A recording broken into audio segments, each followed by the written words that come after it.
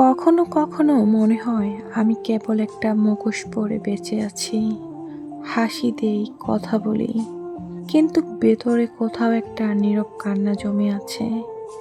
সবাই ভাবে আমি ভালো আছি, কিন্তু কেউ দেখে না আমার চোখের ক্লান্তি।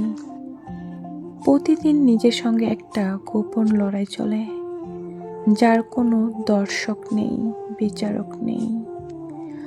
আছে শুধু হার মানা আমি। জীবনের দিকে তাকালেই মনে হয় আমি কেবল হেরে যাওয়ার পৃষ্ঠাগুলোর একজন লেখক। সব কিছু রেখে একা কোথাও হারিয়ে যেতে ইচ্ছে করে, যেখানে কোনো প্রশ্ন নেই, নেই কোনো জবাবের দায়। তোমার যত্নের কথা মনে পড়লে নিজেকে কেমন মরণবেদী রোগী মনে হয়। মনে হয় তোমার যত্ন নামক ওষুধ ছাড়া আমার রোগ সেরে ওঠা দায়।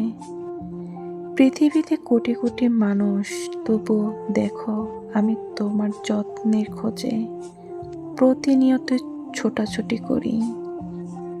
তোমার একটু যত্নের লোভে আজন্মকাল নিজেকে অযত্নে অবহেলায় ছড়িয়ে ছিটিয়ে রেখেছি। আমাকে কুড়িয়ে নিয়ে তোমার কাছে যত্নে রেখে দাও। ছেড়ে যাওয়া মানুষগুলো কখনোই চিন্তা করে না রেখে যাওয়ার মানুষটার কি হবে। দুদিন কত রাত হয়ে গেল, কোনো প্রকার যোগাযোগ নাই।